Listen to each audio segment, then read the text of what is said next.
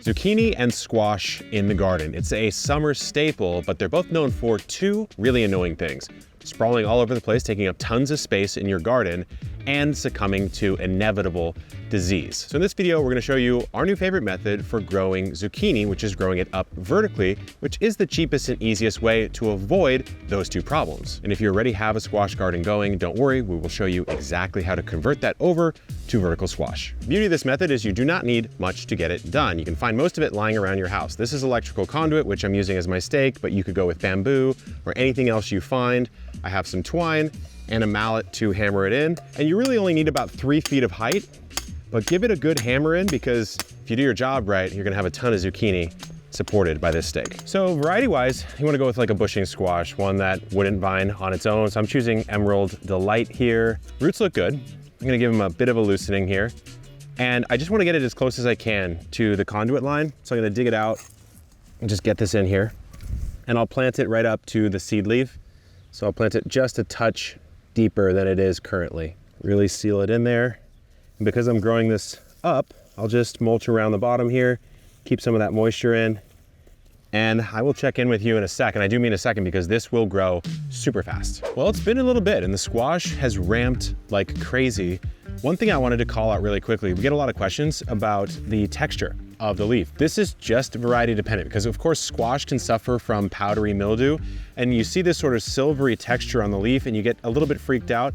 Some varieties just have that look, so you don't have to worry about that. When you're seeing a powdery mildew issue, you typically would look at the underside of the leaves and you start to see little puffs of white, and that's where you know you've got a problem. I actually have a different problem. I've got a little caterpillar on here, but the squash is starting to fruit. I didn't have to do any manual pollinating. Squash, sometimes you do want to take the male flower and kind of jam it into the female flower, but in my garden, I plant enough pollinators and have enough other flowers around that the bees, etc., are coming in and pollinating. So my only job right now is just to make sure that it's going to grow vertically. Now it takes a little bit, like right at the start, it kind of doesn't even seem like it needs to be tied up, but nevertheless, I'm still going to do it. So I'm going to come around and be really careful not to mess with any of the existing squash fruit that are on the plant.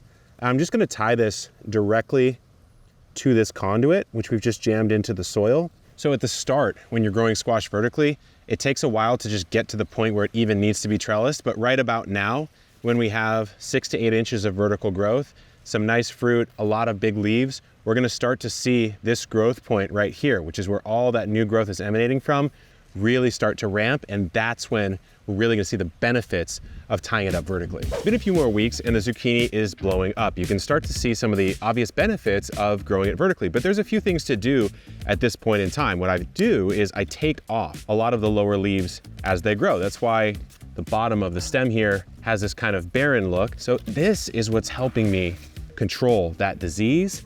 And as it comes up, you need to bust your twine out and tie it up a little bit more. I would say every 4 inches or so, you start to see this leaning action going.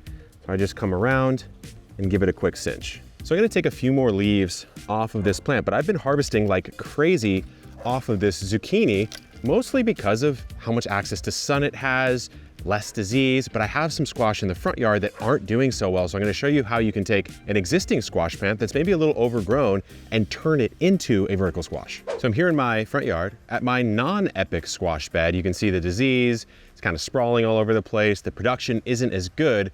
So this is what you have to do to convert an existing bed.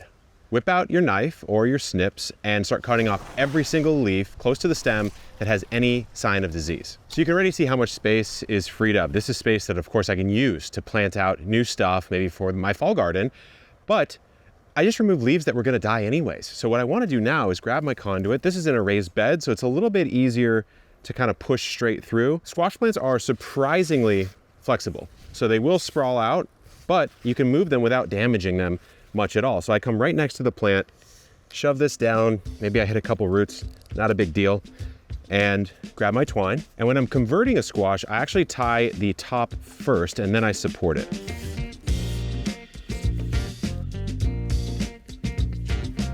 So they look a little weird right now, I will admit, but they'll get used to their upright life very soon and kind of reorient their way towards the sun. Only thing left to do is a bit of cleanup some leaves I see a little bit of disease on, or I see disease shortly coming. But what you've done now is you've unlocked a lot of extra space. There's way more airflow. It's easier to see pests, easier to see disease. There's so much that you could plant now with your squash. So if you want to understand kind of the science behind the magic of companion planting, check this video out right here. Good luck in the garden and keep on growing.